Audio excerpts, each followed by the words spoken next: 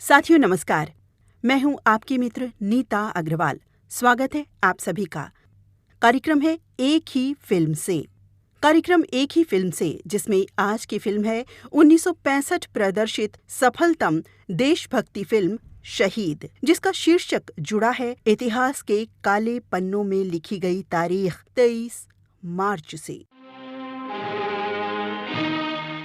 भगत सिंह, जन्म 28 सितंबर 1907। सुखदेव थापर, जन्म 15 मई 1907। शिवराम राजगुरु, जन्म 24 अगस्त 1908। 22 व 23 वर्षीय इन आजादी के दीवानों का शहीद दिवस एक ही दिन, एक ही समय, 23 मार्च 1931। भारत को स्वतंत्र कराने वास्ते किए गए सच्चे प्रयासों और अंग्रेजी हुकूमत द्वारा लगाए गए झूठे इल्जामों की सजा, सजाए मौत, फांसी। ऐसी सजा दे दी गई, वो भी एक नहीं, दो नहीं, 3 दीवानों को एक साथ फांसी की सजा हुई थी। और वो काला दिवस था 23 मार्च सन था 1931। जिन ज्ञात अज्ञात शहीदों और उनके परिवारों ने भारत की स्वतंत्रता हेतु जो भी बलिदान दिए, उन सबको नमन करते हैं हम। अंग्रेजी हुकूमत की खौफनाक सजाओं और इरादों को नेस्त नाबूद करते हमारे देश प्रेमी हंसते हंसते देश पर कुर्बान हो गए और बन गए भारत को आज़ादी दिलाने वाले वो ज्ञात अज्ञात नाम जो हमेशा अमर रहेंगे। बढ़ते हैं 1965 रिलीज फिल्म शहीद की जानकारी, कहानी, संवादों और गीतों की ओर। परतंत्र भारत की पृष्ठभूमि पर बनी शहीद फिल्म की शुरुआत से पहले फिल्म संबंधित जानकारी दिए देते हैं। केवल कश्यप द्वारा निर्मित इस फिल्म की कहानी भगत सिंह के साथी रहे बटुकेश्वर दत्त ने लिखी, जिसका निर्देशन किया एस राम शर्मा ने। पटकथा दीनदयाल शर्मा की। गीतकार अमर शहीद राम प्रसाद बिस्मिल। संगीत प्रेम धवन का। भगत सिंह की सशक्त भूमिका मनोज कुमार ने ऐसी निभाई कि जीवन भर के लिए बन गए भारत कुमार। राजगुरु की भूमिका में है अनंत मराठे। प्रेम चोपड़ा है सुखदेव के रोल में। मनमोहन है चंद्रशेखर आजाद। भगत की मां का सशक्त किरदार देने की सफल जिम्मेदारी निभाई कामिनी कौशल ने। भगत के पिता बने हैं डी.के. सप्रू। प्राण हैं डाकू टहर सिंह के रोल में। मदनपुरी जेलर बने हैं।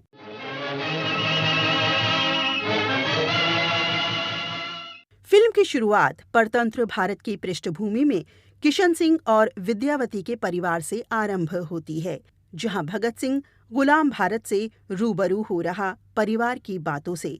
चाचा अजीत सिंह को पुलिस गिरफ्तार करके ले गई और अन्य इसी तरह की बातें देख सुन बड़ा हो रहा भगत बालमन में उठ रहे बहुत सारे प्रश्नों के साथ। कहाँ भेजा है तुमने उसे? इसके सिवा और कोई रास्ता भी न था। 2 साल से वो लगान नहीं चुका सका। सरकार ने उसकी जमीन छीन ली, उसका घर छीन लिया। उसके दोनों बच्चे भूखे मर गए। उसकी बीवी बीमार है और सर छुपाने के लिए कोई जगह नहीं। जमीन नहीं होगी तो किसान कैसे जी सकता है? गैरत नहीं तो इंसान कैसे जी? देखा भाभी, ऐसे लोग भी हैं जो घर और जमीन का तो सोच लेते हैं, लेकिन अपने देश और धरती माँ का नहीं सोचते। जमीन, धरती माँ, देश और घर में क्या फर्क होता है?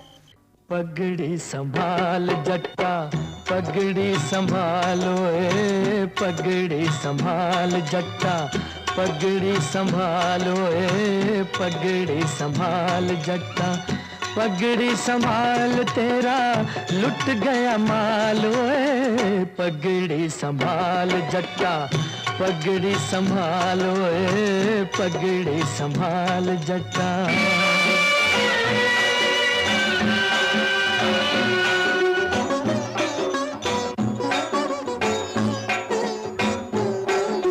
कब तक बैठा देखेगा तू हाथों की ये लकीरें, कब तक बैठा देखेगा तू हाथों की ये लकीरें, तोड़ गुलामी की ये पुरानी जंग भरी जंजीरें। हिम्मत हो तो बन जाती है, हिम्मत हो तो बन जाती है सब बिगड़ी तकदीरें। लुट गया माल तेरा, लुट गया माल, ओए पगड़ी संभाल जट्टा, पगड़ी संभाल, ओए पगड़ी संभाल जट्टा, पगड़ी संभाल तेरा लुट गया माल, ओए पगड़ी संभाल जट्टा, पगड़ी संभाल, ओए पगड़ी संभाल जट्टा।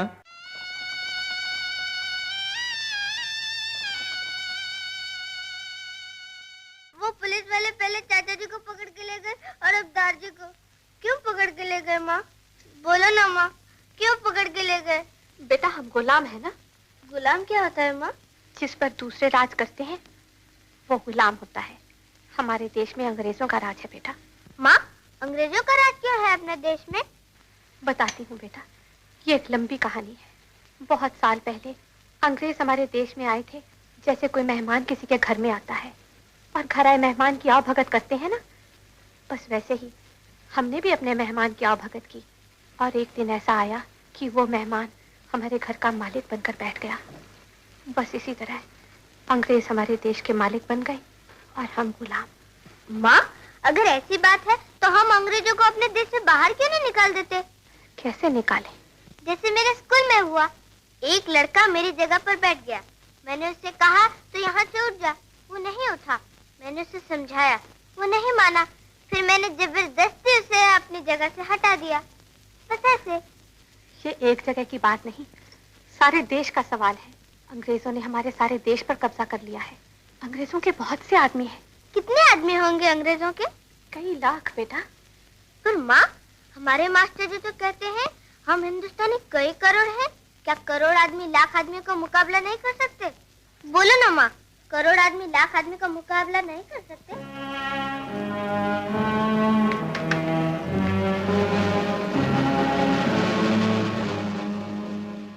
चाचा की गिरफ्तारी का भगत के बाल मन पर गहरा असर पड़ता है और एक दिन वो आया जब भगत युवा हो गया। देश प्रेम का अटूट जज्बा लिए देश को परतंत्र से स्वतंत्र करवाने की मुश्किल राह पर अग्रसर लोगों को जोड़ा।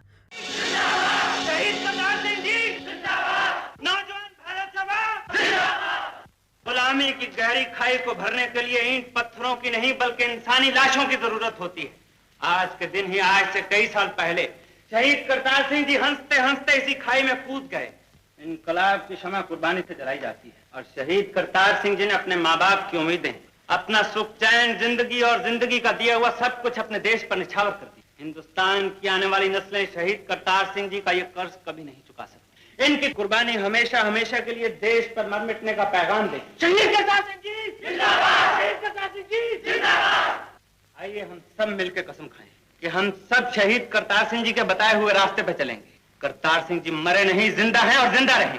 वतन पे मरने वाले मरते नहीं, अमर हो जाते। अब हम दुर्गा भाभी और सुशीला दीदी से प्रार्थना करेंगे कि वो अपने कर कमलों से शहीद करतार सिंह जी के पवित्र और उजले माथे पे तिलक लगाएं। शहीद करतार सिंह जी जिंदाबाद, शहीद करतार सिंह जी जिंदाबाद, शहीद करतार सिंह जी जिंदाबाद, शहीद करतार सिंह जी जिंदाबाद, शहीद करतार सिंह जी जिंदाबाद, शहीद करतार सिंह जी जिंदाबाद। डॉक्टर शाही जिंदाबाद, डॉक्टर शाही जिंदाबाद। लेकिन अंग्रेजी हुकूमत इन्हें पकड़ ले गई। नेक्स्ट भगत सिंह, वर्ल्ड सरदार किशन सिंह, दादा का नाम सरदार अर्जुन सिंह और चाचा का नाम सरदार अजीत सिंह। अजीत सिंह? ये सरदार अजीत सिंह वही तो नहीं जिन्होंने पगड़ी संभाल जट्टा? जी हाँ बिल्कुल वही। और तुम? सुखदेव। और पिता का नाम? बस बस फिलहाल नाम ही काफी है। और next? Yashpal. Next Dharampal. Next Jhanda Singh. Next Sukhdev Raj. Next Chhail Bihari. Next Madan Gopal. देखो बरसोदारो, मैं जानता हूँ जवानी का खून तुम्हारे अंदर उबल रहा है, मगर ये उबाल जिंदगी का साथ नहीं देता। तुम्हें नहीं मालूम तुम्हारी एक भूल तुम्हें कहां से कहां ले जा सकती है। इंस्पेक्टर साहब, अपने देश के शहीदों को भूल जाना भूल होती है, उन्हें याद करना हमारा फर्ज है। मैं किसी किस्म की बहस में नहीं पड़ना चाहता। इस बार तुम्हें वार्निंग देकर छोड़ देता हूँ, आप जा सकते। अब चंद्रशेखर आजाद से मिलने गए भगत। यही बात मेरी समझ में नहीं आती, तुम हमारी पार्टी में क्यों शामिल होना चाहते हो? आजाद जी, मेरी जिंदगी की एक ही आरज़ू, एक ही मकसद है, देश को आजाद देखना चाहता हूँ। जिन्हें गैरों ने माँ के पाँव में पहना दी, उन्हें काट के रख देना चाहता हूँ। आजादी की राह पे अगर मुझे आप जैसे आदमियों का साथ मिल जाए तो मैं बड़ी से बड़ी मुश्किल से टकरा जाऊंगा। देख रहा हूँ जवानी का खून जोश मार रहा है। जोश अब जुनून की सूरत अख्तियार कर चुका। पुलिस जब बर्फ की सीलों पे घंटों नंगे बदल लेटाएगी, हक तो भूखा रखेगी, जिस्म के एक ही हिस्से पर 1000 कोड़े एक साथ बरसाए जाएंगे तो जोश और जुनून दोनों ठंडे हो जाएंगे, मर जाएंगे। ये आपका ख्याल है? जिस राह पे तुम चलना चाहते हो वहाँ कांटों के सिवा कुछ नहीं है। मान लो, मैं मान भी लूं, तुम हर तरह के जुल्म बर्दाश्त कर सकते हो।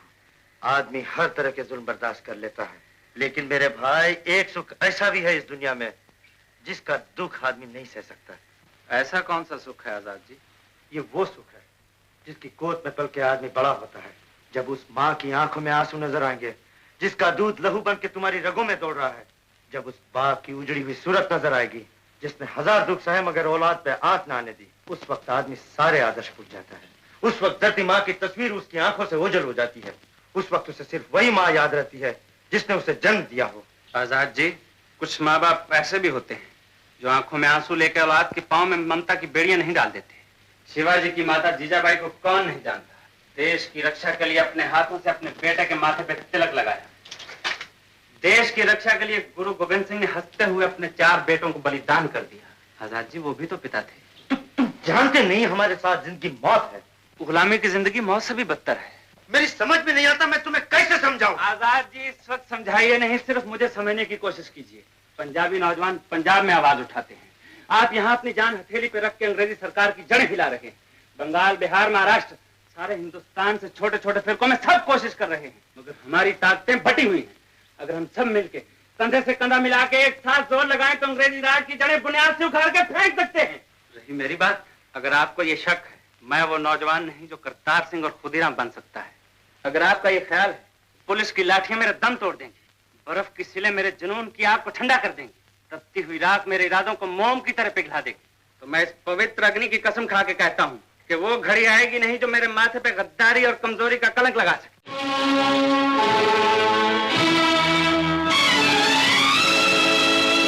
जलते भी गए, कहते भी गए, आजादी के परवाने, जीना तो उसी का जीना है जो मरना वतन पे जाने।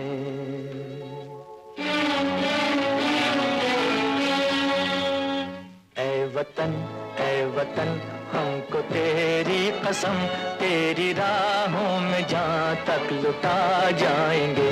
फूल क्या चीज है तेरे कदमों पे हम भेंट अपने सरों की चढ़ा जाएंगे। ऐ वतन हमको तेरी कसम, तेरी राहों में जहाँ तक लुटा जाएंगे।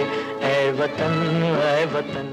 और फिर ये योजना भगत के साथियों द्वारा। इतनी रात गए तुम यहाँ? मैं 1:30 बजे वाली गाड़ी से गांव जा रहा हूँ। तारा है, माँ बीमार है। आजाद जी और राजगुरु नहीं है? नहीं है, लेकिन तुम्हारे जाने से पहले आ जाएंगे। तुम्हारी गाड़ी 1:30 बजे की है और उनकी गाड़ी का वक्त हो गया है। गाड़ी कैसी? हाँ, आज अचानक ये पता चला कि सरकारी खजाने वाली गाड़ी लखनऊ जा रही है, लेकिन वो लखनऊ नहीं पहुंचेगी, उसकी पहले उड़ा दी जाएगी। मगर दत्त, उस गाड़ी में कितने मुसाफिर होंगे, कितने आदमी होंगे? उसमें कोई मुसाफिर नहीं होगा, कोई आदमी नहीं होगा, सिर्फ आदमी से छिनी हुई दौलत होगी। बस उस गाड़ी का सफर पूरा होने वाला है, 11 बजने वाले हैं। माँ ने अपनी बीमारी का बहाना कर भगत को बुलवा लिया घर वापस, और अब सारे देशभक्त एक हो रहे हैं दिल्ली में। कोई पंजाब से, कोई महाराष्ट्र से, कोई यूपी से है, कोई बंगाल से। कोई पंजाब से, कोई महाराष्ट्र से, कोई यूपी से है, कोई बंगाल से। तेरी पूजा की थाली में लाए हैं हम, में लाए हैं हम फूल हर रंग के आज हर डाल से, फूल हर रंग के आज हर डाल से। लेकिन इसी बीच अंग्रेजी हुकूमत का जोरदार लाठी चार्ज सभी तितर बितर।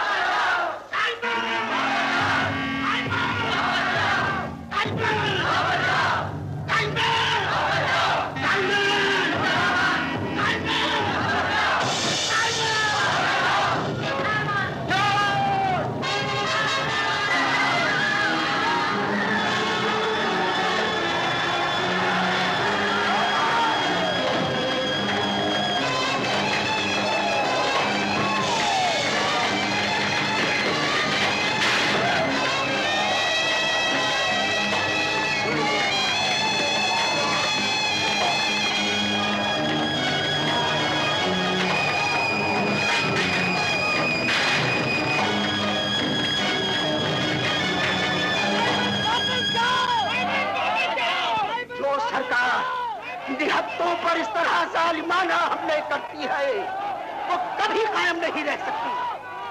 ये आज मेरा चैलेंज है कि सरकार ने जो मुझ पे वार किया है यही वार एक दिन इसे ले डूबेगा। ये मेरा ऐलान है कि मेरे सीने पर बरसाई हुई एक एक लाठी हिंदुस्तान पे अंग्रेजी हुकूमत के कफन में एक एक कील साबित होगी। जाने माने नेता लाला लाजपत राय जी लाठीचार्ज के असीम प्रहारों के चलते चल बसे, शहीद हो गए। अब लाला लाजपत राय पर बेरहमी से लाठीचार्ज और उनकी मृत्यु का बदला लेने की तैयारी, गोलियां भी चलाते हैं उस दुश्मन पर ये दीवाने। लेकिन अब असेंबली में करना है धमाका। And now I shall read out to you the orders of His Excellency the Viceroy of India to execute the Public Safety Bill and the Trades Dispute Bill when and where it is deemed necessary.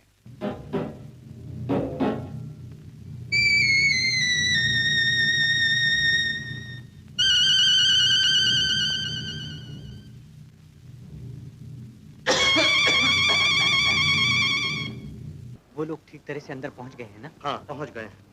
अब जैसे ही assembly hall में public safety bill पेश होगा, उसके साथ ही इस bill की धज्जियां उड़ाता हुआ एक धमाका सुनाई देगा।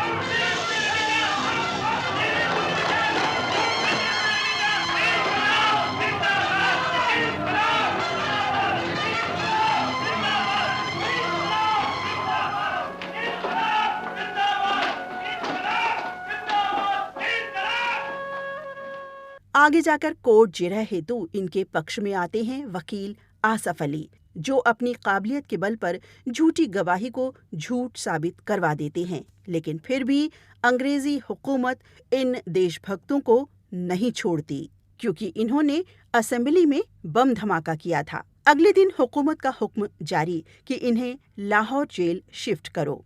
पार्टी के सैकड़ों कार्यकर्ता गिरफ्तार हुए, लेकिन चंद्रशेखर आजाद किसी तरह पकड़ में नहीं आ पाए। अब आजादी के दीवानों से जेल भरी जा रही है। जिस जेल में मौत का सन्नाटा था, वहां ये गीत गाए जा रहे हैं आजादी के दीवानों मतवालों द्वारा।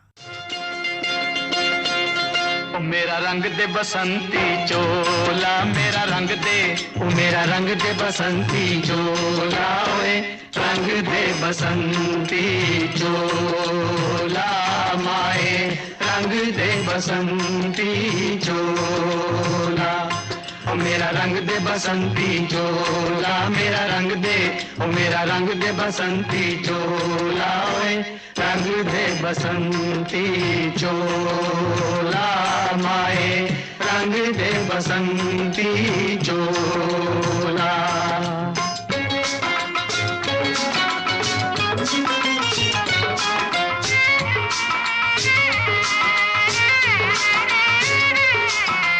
दम निकले इस देश की खातिर बस इतना अरमान है, दम निकले इस देश की खातिर बस इतना अरमान है, एक बार इस राह में मरना 100 जन्मों के समान है। देख के वीरों की कुर्बानी, देख के वीरों की कुर्बानी, अपना दिल भी बोला मेरा रंग दे बसंती चोला, ओ मेरा रंग दे बसंती चोला, मेरा रंग दे, ओ मेरा रंग दे बसंती चोला, ओए रंग दे बसंती चोला, माए रंग दे बसंती चोला।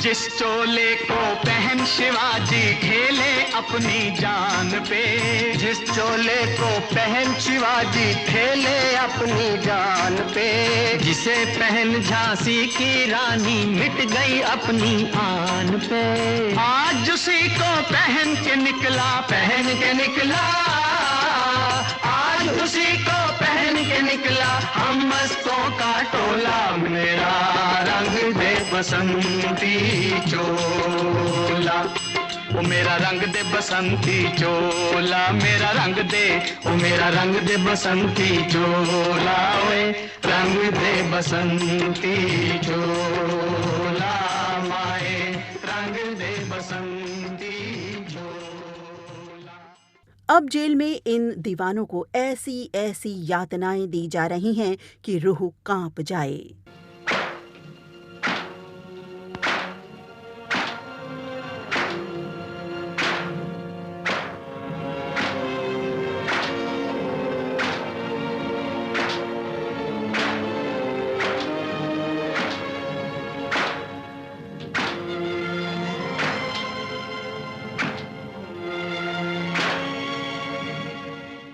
खाना ऐसा जो जानवर भी ना खाए। सभी दीवाने भूख हड़ताल कर देते हैं।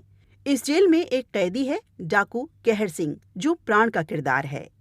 बस वो जेल की रोटियां खा रहा है। लो प्यारो, खाना खा लो। हम कितनी बार कह चुके हैं हम ये खाना नहीं खाएंगे, मगर हमारी बात का कोई असर नहीं। अरे प्यारे, असर हो भी तो कैसे? हलवा पूरी तो साहब खा लेते हैं, कैदियों के नसीब में तो सिर्फ पत्थर ही पत्थर हैं। अच्छी बात है, जब तक यहाँ अच्छा खाना नहीं मिलेगा मैं खाना नहीं खाऊंगा।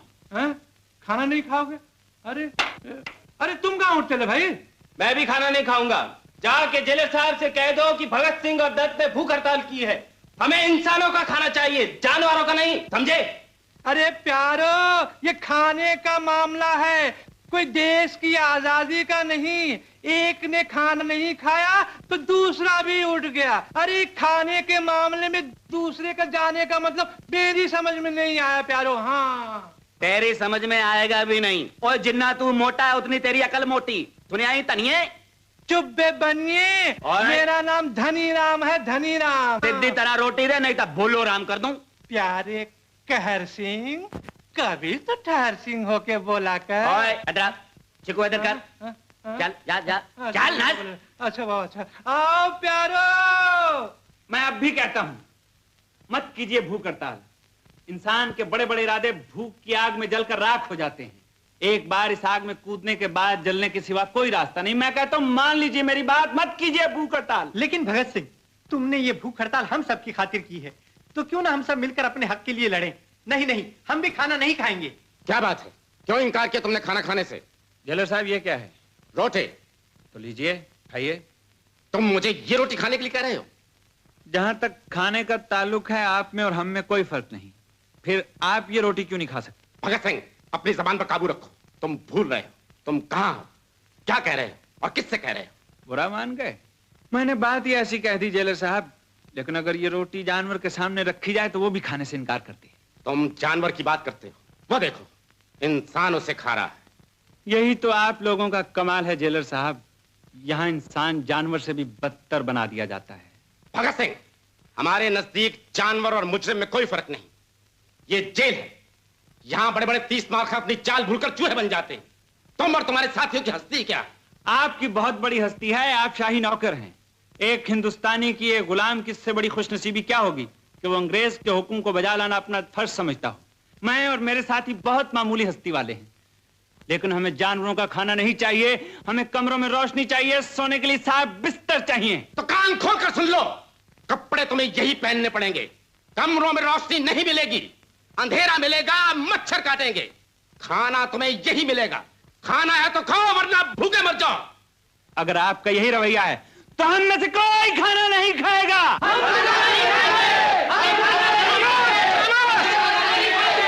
तुम मत खाओ। चतर सिंह, इन सबको कोठरियों बंद कर दो, भूख से तड़पने दो, खाने के लिए तरसने दो। जब तक मुझसे माफी ना मांगे इन्हें खाना मत दो, भूखा मर जाने दो। आप एक दिन हमारी मांगे पूरी करेंगे जेलर साहब, सरफरोश झुका नहीं करते मगर कट जाते हैं। खाना नहीं खाएंगे, नहीं खाते मत खाओ। और जेलरा तू तो खा मेरे यार, नहीं सुनता दफा हो। लेकिन बाद में जब वो इन सबका अपने देश की आजादी का जज्बा देखता है तो वो भी हृदय परिवर्तन हो इन्हीं के साथ हो लेता है। भगत सिंह, राजगुरु, सुखदेव पर सरकारी गवाह बनने का भी भरसक दबाव डाला जा रहा है अंग्रेजी हुकूमत द्वारा। भगत सिंह सरकार के लिए बहुत बड़ा खतरा है। अगर हमारी सरकार खतरे में है तो हम खतरे में, हमारी नौकरी खतरे में। हुजूर, इस कड़ाके की सर्दी में भगत सिंह को बर्फ की सिलों पर रखा हुआ है, लेकिन आदमी है कि टस से मस नहीं होता। तो इसका मतलब हुआ कि अभी तक जो कुछ हो रहा है काफी नहीं। उसके साथ वो करो जो आज तक किसी के साथ नहीं हुआ। सरकार का हुक्म है कि भगत सिंह का सरकारी गवाह बनना बहुत जरूरी है। जी हुजूर। बोलो, सरकारी गवाह बनते हो या नहीं? नहीं।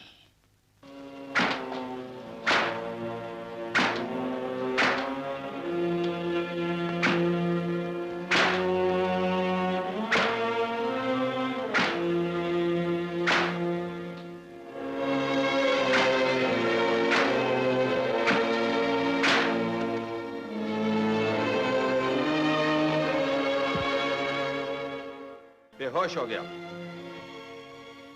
होश में आए तो फिर बेहोश कर दो। जी हुजूर।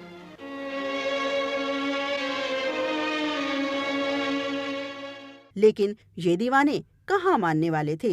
इन्हें तो अपनी भारत माता को आजाद कराना है, बस यही इनका प्रेम है, यही दीवानगी, यही मकसद, फिर चाहे जान भी जाए।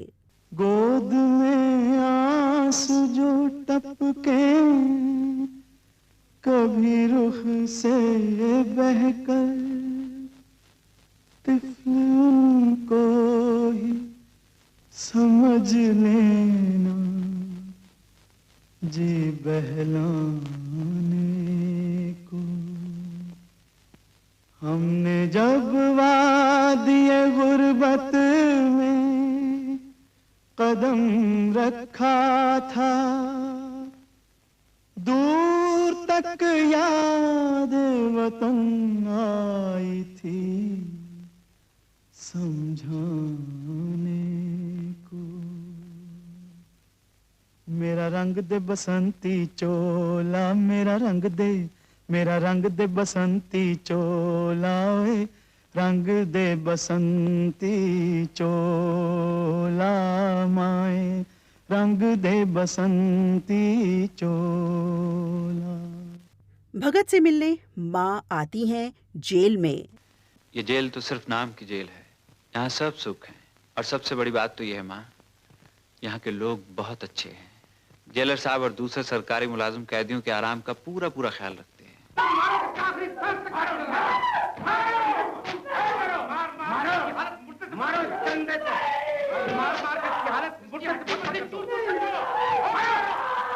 क्या क्या देख रही हो? हड्डी पतली बराबर कर दो। देख रही हूँ, अपना दर्द छिपाने के लिए आदमी अपनों से भी झूठ बोलने लगता है। तूने यह कंबल क्यों ओढ़ रखा है? बस यूं ही माँ। मैं जानती हूँ, इन बेरहमों ने तेरा सारा जिस्म जख्मी कर दिया है। ये कंबल ओढ़कर तू दुनिया से अपने जख्म छिपा सकता है, मुझसे नहीं। हाँ। बेटा, अपने देश के लिए एक बार मरना 100 जन्म के बराबर होता है। शाबाश, इस भावना को कभी बिकने मत देना। चलिए, मुलाकात का वक्त खत्म हो गया। अच्छा माँ। जीता रहे, जीता रहे।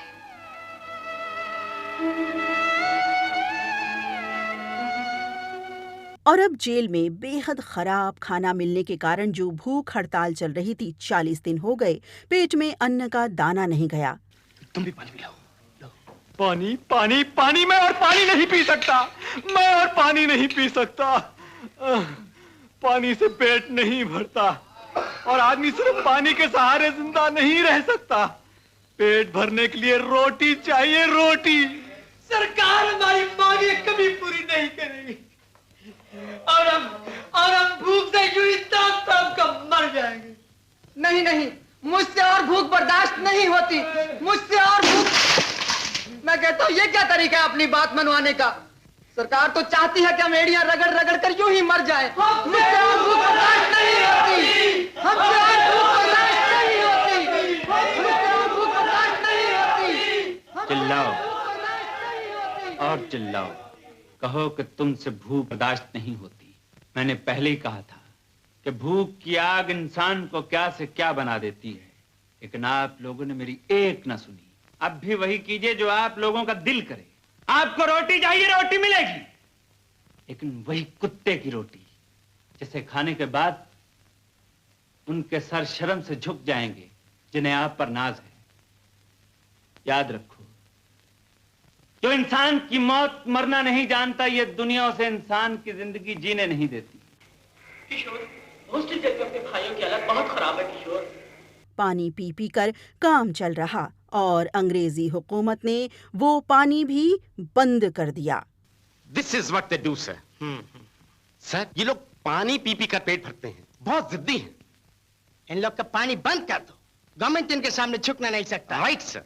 Excuse me sir. Yes sir, अगर इन लोगों के पानी के बर्तन में हम मिल्क डाल दें तो हंगर स्ट्राइक खत्म हो सकता sir. Brilliant idea, very brilliant idea. You are an intelligent officer. Thank you very much sir, thank you very much. Please sir.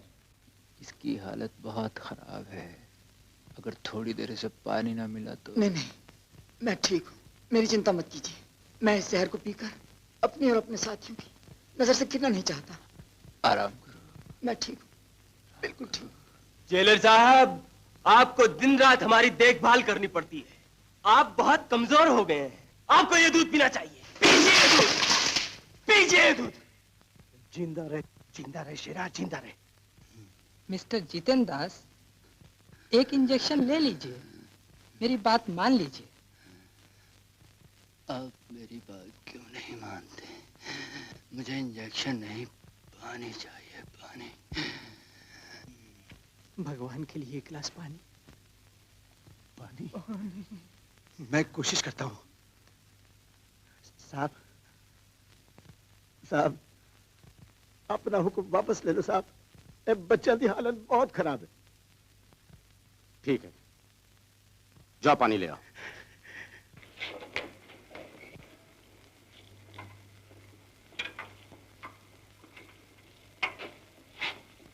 देशभक्तों की तबीयत बिगड़ रही। इन्हीं में से एक जतिन दास की तबीयत बिगड़ी। पानी मंगवाया गया जेलर द्वारा, लेकिन पानी नहीं, खाली पेट पानी नहीं पीना चाहिए। खाली पेट पानी नहीं पीना चाहिए। खाली पेट पानी नहीं पीना चाहिए।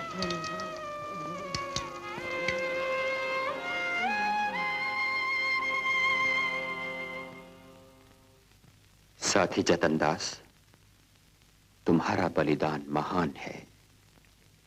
इस देश की आजादी का इतिहास तुम्हारे नाम के बिना अधूरा रहेगा। मातृभूमि के सच्चे सपूत शेरे बंगाल, तुम पर भारत हमेशा नाज करेगा।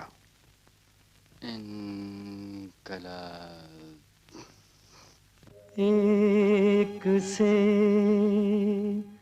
करता नहीं क्यों दूसरा कुछ बातचीत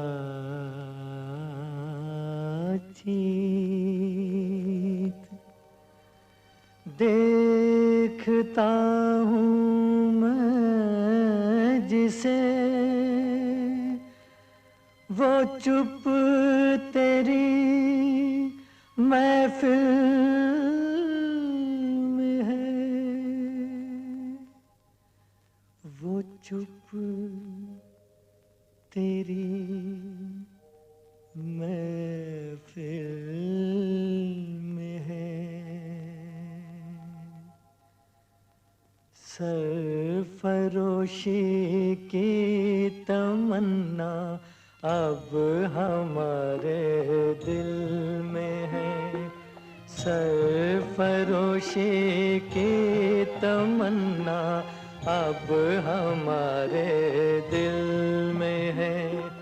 देखना है जोर कितना बाजुए कातिल में है।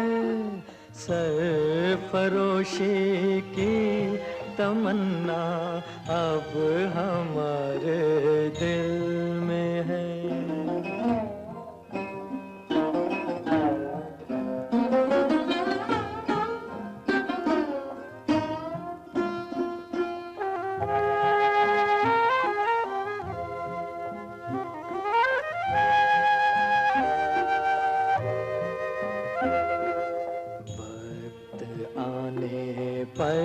बता देंगे तुझे ओ आसमां, वक्त आने पर बता देंगे तुझे ओ आसमां। हम अभी से क्या बताएं, क्या हमारे दिल में है, क्या हमारे दिल में है। सरफरोशी की तमन्ना अब हमारे दिल में है।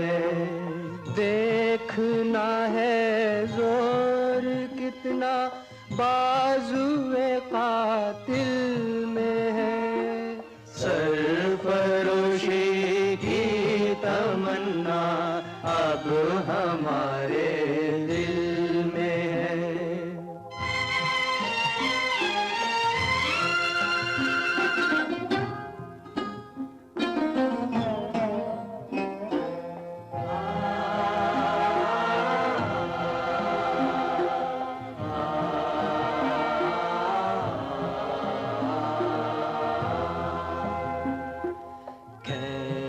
कर लाई है सबको कत्ल होने की उम्मीद, खींच कर लाई है सबको कत्ल होने की उम्मीद। आशिकों का आज जमघट कूचाए कातिल में है, कूचाए कातिल में है। सरफरोशी की तमन्ना अब हमारे दिल में है। देखना है जोर कितना बाजुए कातिल में है। सरफरोशी की तमन्ना अब हमारे दिल में है। सरफरोशी की तमन्ना अब हमारे दिल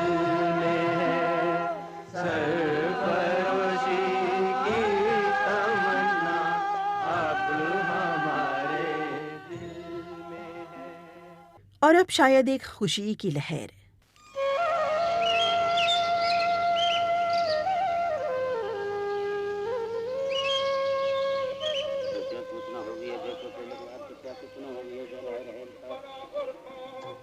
क्यों भाई चतर से यहाँ की गल है, आज बड़ा खुश नजर आ रहे हैं। कमाल है, तुमको नहीं मालूम? अरे भैया, एक गवर्नमेंट को आखिर झुकना पे आया है। भगत सिंह उसके साथियों की जो मांग थी ना, वो सारी मांगा मन नहीं आ गवर्नमेंट ने। हाँ, भूख हड़ताल तोड़ रहे ने। भाई चतर से आज मान गया, परमात्मा हैगा ही। ओए तू परमात्मा? हाँ, सारी रात मैं वाहेगुरु दे अगे प्रार्थना करता रहा कि जे तू है ते इन्हां कसाईयां दे दिलां च थोड़ी जही दया भर दे। चतर सिया, परमात्मा है। वाह गुरु तेरा प्रताप। जिस बंदे नू पुलिस दी मार इंसानियत दा खौफ रास्ता नहीं दिखा सकिया, उसनू देशभक्तां दी भक्ति ने रास्ता दिखा दिता। चतर सिया, एक कोई अफसोस ही, भगत सिंह मिलिया लेकिन बड़ी देर दे बाद मिलिया। आदमी तामता भी मारदा, लेकिन चुन चुन के अंग्रेज मारदा। खैर जिंदा रहे शेरा। कैर सिंह, तेरा फैसला कब होएगा? फैसला कर ले आई, जे ता लग गई फांसी ता खुश, ते जे बरी हो गया ते ऐत की अंग्रेज मारांगा ता फांसी। फांसी पक्की चतर से। अगला दृश्य अदालत का, जहां ये सीन। ऑनरेबल जजीजा ट्रिब्यूनल, मुकदमे के वाकयात की जांच पड़ताल से साबित हो चुका है कि किस तरह मुल्जिमान भगत सिंह और शिवराम राजगुरु ने मुल्जिम सुखदेव और बाकी साथियों की मदद से पुलिस ऑफिसर सैंडर्स पर गोली चलाई और उन्हें जान से मार डाला। दुख सिर्फ इस बात का है, हम उसे इतनी बेरहमी से नहीं मार सके जितनी बेरहमी से उसने लाला लाजपत राय पर लाठी बरसाई थी। ये लोग मिस्टर सैंडर्स का खून करने के बाद पुलिस की नजरों में धूल झोंक कर लापता हो गए। सिर्फ पुलिस नहीं वकील साहब, पूरी अंग्रेजी हुकूमत कहिए। हुकूमत की ताकत को नजरअंदाज करते हुए इन लोगों ने सेंट्रल असेंबली में बम फेंके। इनकी यह हरकत सरकार अंग्रेजी का तख्ता उलट देने की नाकाम कोशिश थी। मैं तो यहाँ तक कहूंगा कि इन्होंने शहनशाह बरतानिया के खिलाफ जंग की है। आप तो हमारी तारीफ कर रहे हैं वकील साहब। अगर बागियों का सर यहाँ न कुचला गया तो इनके हौसले और ज्यादा बढ़ जाएंगे। इसलिए अदालत से मैं दरखास्त करूंगा कि मुल्जिमान को सजा देते वक्त किसी किस्म की नरमी या रहमदिली से काम न लिया जाए। सरकार के इन दुश्मनों के लिए सदाए मौत तजवीज करता हूँ। यही कहना चाहते थे ना आप कि ये सिपाही जो अपने देश की आजादी के लिए जदोजहद कर रहे हैं, जिंदा रहने के काबिल नहीं।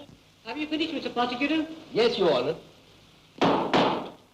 तुमको जो कुछ कहना है यहाँ आकर कहो। शुक्रिया, और आपका भी शुक्रिया।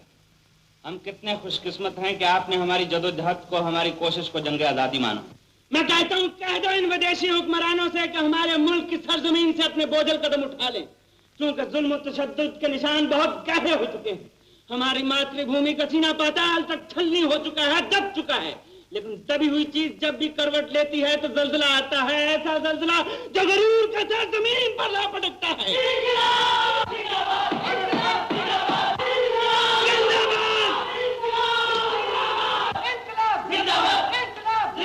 इससे पहले कि इनकिलाब का नारा लगाते लगाते तुम लोग अपना दम तोड़ दो, मैं तुम लोगों से ये पूछना चाहता हूँ कि इनकिलाब का मतलब भी समझते हो?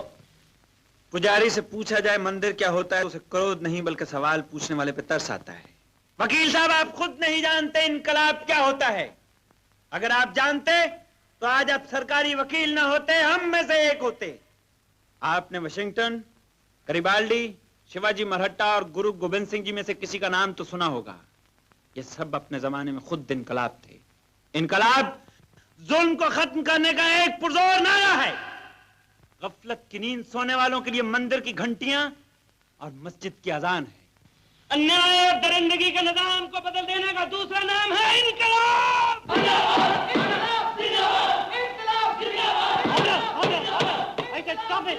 तुम लोग इस तरह अदालत में नारे नहीं लगा सकते। हुक्म तुम्हारा वो मानेगा, तुम्हारी हुकूमत मानता हो। इंस्पेक्टर हैंडकफ है। हम हथकड़ी नहीं लगवाएंगे, हम हथकड़ी नहीं लगवाएंगे।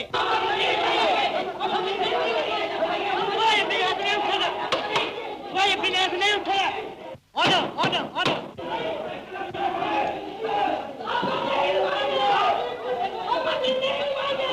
अगली अदालत कार्रवाई का दिन, लेकिन भगत जेलर को साफ साफ मना कर देता है कि वो अदालत में नहीं जाएगा और उसके साथी भी नहीं जाएंगे, क्योंकि वो अदालत ही नहीं है और हमारा फैसला तो वैसे भी हो चुका है।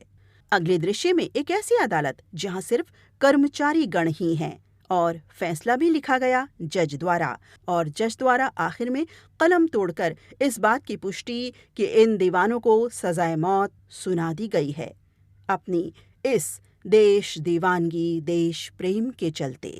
जेलर द्वारा फैसला पढ़ा जा रहा है देशभक्त कैदियों के सामने। मैं अभी आपके सामने अदालत का फैसला पढ़ के सुनाऊंगा। ये फैसला बहुकुम स्पेशल ट्रिब्यूनल आपको सुनाया जा रहा है, जो कल बतारीख 7 अक्टूबर 1930 को पास किया गया। मुजरिम शिवराम राजगुरु उर्फ मम मराठा, दफा 121 से दफा 302 ताजीरात हिंद के जेर तहत अदालत ने आपको मुजरिम करार पाया है और इन जराइम के लिए अदालत आपको सजाए मौत देती है, to be hang till death. इनकलाब जिंदाबाद!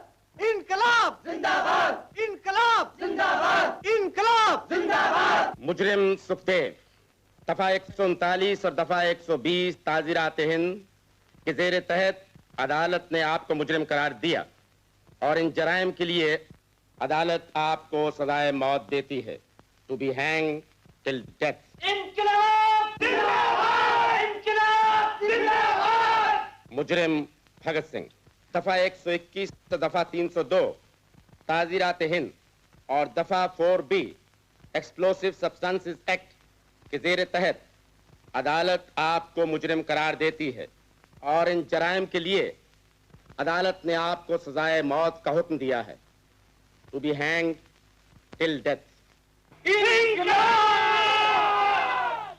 अब हाथ को पीछे की ओर से जंजीरों से बांध दिया गया इन दीवानों को और भी गहन सघन जेल सेल में डाल दिया गया।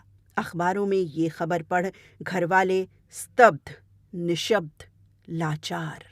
अब वो सीन जहां जेल में डाकू कहर सिंह ने फांसी से पहले अपनी अंतिम इच्छा बताई है, वो सीन। ले भाई भगत सिंह, पहली ते आखिरी बार सत श्री अकाल। हाँ यारा, अपना वक्त पूरा हो गया है। यारा, दूसरे बच्चों ने भी सत श्री अकाल कह दी। भगत सिंह, एक आखिरी काम करेगा? बोलो। यारा, जिंदगी च किसी नेक आदमी नाल हाथ नहीं मिलाया। मिलाएंगे ही हाथ। वाह वाह वाह, बल्ले बल्ले बल्ले, जोर से। आहा, फांसी सफल हो गई। ऐसे लगता शादी करने जा रहा हूँ।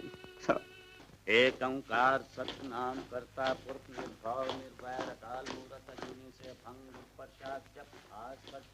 और अब भगत की माँ मिलने आई अपने कलीजे के टुकड़े से मिलने आखिरी बार। कैसा है बेटा? चंगा भला माँ, तू कैसी है? मैं बहुत खुश हूँ, बहुत खुश हूँ बेटा। क्यों नहीं? जिस माँ का बेटा अपनी बरसों की तपस्या पूरी करने जा रहा है, वो माँ खुश नहीं होगी? जरूर होगी।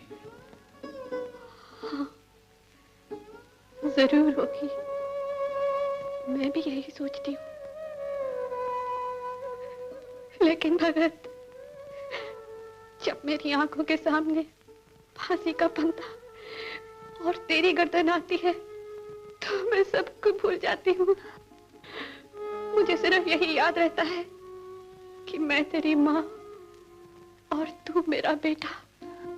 माँ, अगर तू ऐसा सोचेगी तो दुनिया में कोई माँ अपने बेटे को देश के लिए हंसते हुए रुखसत नहीं करेगी। ऐसा मत सोच माँ, ऐसा कभी मत सोचना।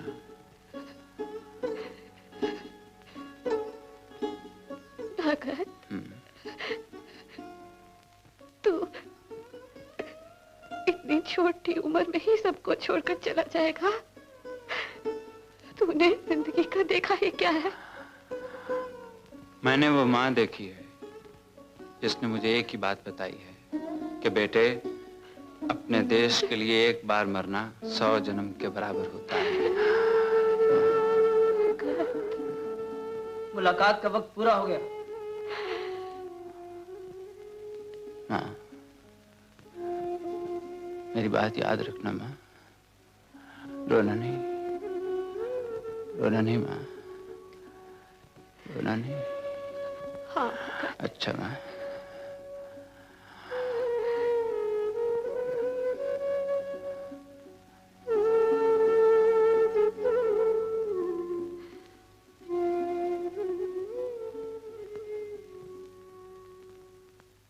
तू न रोना कि तू है भगत सिंह की माँ,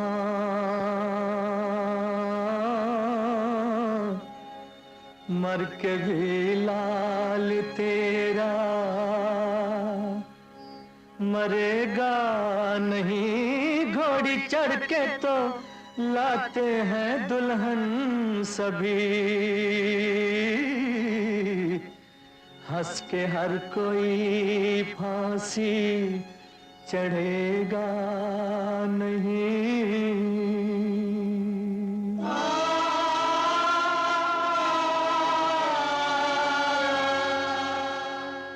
यहाँ माँ जब वापस जा रही है तो बिना संवाद का एक सीन है।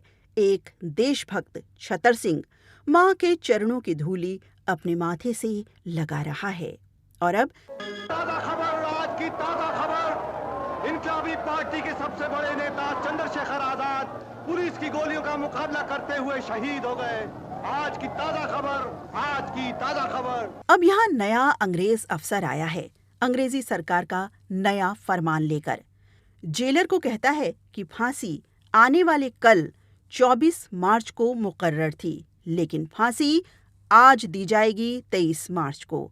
अफसरी तो हम करेंगे, शायद आज ही। तू की बात कर रही है, मैं समझे नहीं। समझ जाओगे, जब आदमी चला जाएगा बातें रह जाएंगी। कोई दम का मेहमा हूँ ऐ अहले वतन, चरागे सहर हूँ बुझा चाहता हूँ। अब भगत सिंह के घर चलते हैं। तुम्हारा दिल बेटे से आखिरी बार मिलने के लिए तड़प रहा है, लेकिन तुम वहां ना जाओ। तुम्हारे वहां जाने से मुझे डर है। डर? डर किस बात का? आज तक हमारा भगत देश की आजादी के लिए ऐसे लड़ता रहा है जैसे गुरु के दो लाल लड़े थे, शिवाजी और महाराणा प्रताप लड़े थे। मैं नहीं चाहता कि हमें देखकर। मैं उसकी माँ हूँ, उसका दिल, उसका दिमाग, उसके ख्यालात मेरे दूध से बने हैं, मेरे खून से बने हैं। मैं अपने भगत को जानती हूँ। आकाश झुक सकता है, मेरा भगत नहीं झुक सकता। जानते हो, मेरे भगत ने आजादी को ब्याह लाने की सौगंध खाई थी। आज उसकी शादी की तैयारियां हो रही हैं। कल मेरा बेटा दूल्हा बनेगा, उसकी बारात सजेगी।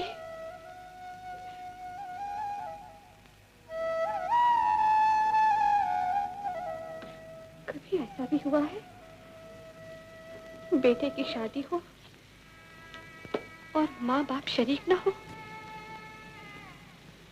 लोग क्या कहेंगे, बिरादरी क्या कहेगी? तुम ठीक कहती हो, ठीक कहती हो तुम। चलो हम सब चलेंगे, देखें तो अपने दूल्हे राजे पर कैसा रूप चढ़ता है। अब जेल का दृश्य। भगत सिंह, राजगुरु और सुखदेव रंग दे बसंती चोला गाते गाते, हंसते मुस्कुराते अपने फांसी के फंदों की ओर बढ़ने को अग्रसर। सारे देशभक्त कैदी सर पटक रहे सलाखों से। बेहद हृदय विदारक दृश्य। एक लंबी ऊंची दीवार है, इस तरफ फांसी और अंग्रेजी हुकूमत के लोग और ये 3 दीवाने, और दीवार के उस तरफ अपार जनता हाहाकार कर रही इस दरिंदगी पर, सर पटक रही, रो रही। इन्हीं में कैमरा फोकस होता है भगत के माँ पिता पर भी। माँ जिसकी आंखों के कोर में थमा हुआ आंसू है, पत्थर बनी हुई है। फिर उस तरफ अंतिम इच्छा पूछी जाती है इन 3 दीवानों से। कोई आखिरी ख्वाहिश?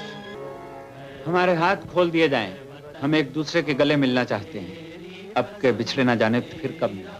और अब फांसी का फंदा चूमते हैं ये तीनों। मुंह पर काले कपड़े कवर कर दिए गए हैं इनके। कांपते हाथों और मन से जेलर की काउंटिंग शुरू। कांपते हाथों से जल्लाद को इशारा। जल्लाद द्वारा खांचा खींचते ही जैसे सब कुछ रुक गया हो। फिल्म में मूक दृश्य हैं ये, रोते हुए बिलखते हुए साथियों के और भी दृश्य। कुछ सेकंड के लिए मानो दर्शक की धड़कन भी रुक सी गई हो। बेहद भावपूर्ण दृश्य, वो भी एक सच्चे जीवन के। अंत के दृश्य में माँ का दृश्य है चलते हुए, जिसे शायद कुछ भी नहीं पता वो कहाँ, क्यों, कब, कैसे चल रही है, पाँव उठ भी रहा कि नहीं। और फिर ये पुरुष स्वर गुंजायमान। ये वीर कितने महान हैं, जिन्होंने इस देश की महानता को आदर्श का रूप दिया। महान है ये देश जिसमें ऐसे वीरों ने जन्म लिया। कितनी महान है इस देश की ममता, जिसने ऐसे महावीरों को जन्म दिया, जिन्होंने देश पर अपना सर्वस्व निछावर करके वीर गति प्राप्त की, अमर हो गए। घोड़ी चढ़ के तो लाते हैं दुल्हन सभी, हंस के हर कोई फांसी चढ़ेगा नहीं।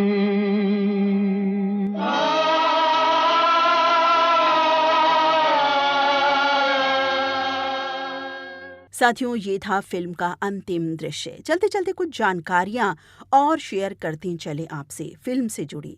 फिल्म में पार्श्व गायन स्वर दिए मोहम्मद रफ़ी, राजेंद्र मेहता, मन्ना डे, मुकेश, लता मंगेशकर और महेंद्र कपूर ने। इस फिल्म को राष्ट्रीय फिल्म पुरस्कार मिला था। शहीद फिल्म की शूटिंग लोकेशंस जेल और फांसी इत्यादि की लोकेशंस और अन्य कई लोकेशंस ऐसी हैं जो असल लोकेशंस हैं।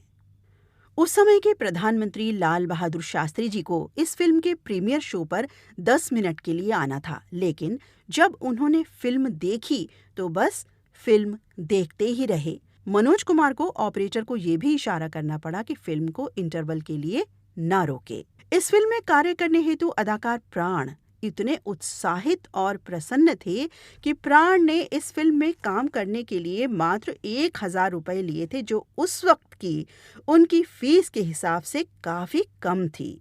प्राण की बहन जो लुधियाना में रहती थी, उन्होंने लाखों रुपए पूरे यूनिट के खाने पीने के लिए स्वयं से खर्च किए थे। फिल्म को मिले राष्ट्रीय पुरस्कार ग्रहण करने हेतु भगत सिंह की माताजी को विशेष तौर पर बुलाया गया था। लौट कर आ सके ना जहां में तो क्या, याद बन के दिलों में तो आ जाएंगे। ऐ वतन हमको तेरी कसम, तेरी राहों में जहाँ तक लुटा जाएंगे। ऐ वतन। मित्रों, एक ही फिल्म से में आज की फिल्म थी 1965 रिलीज फिल्म शहीद। पुनः नमन करते हैं हम उन सभी ज्ञात अज्ञात शहीदों को जिनके बलिदानों के कारण ही आज हम आजाद हैं। और अब अपने मित्र नीता अग्रवाल को अनुमति दें। नमस्कार। इस कृति के बारे में अपनी राय कमेंट अवश्य लिखें YouTube कमेंट बॉक्स में। नमस्कार।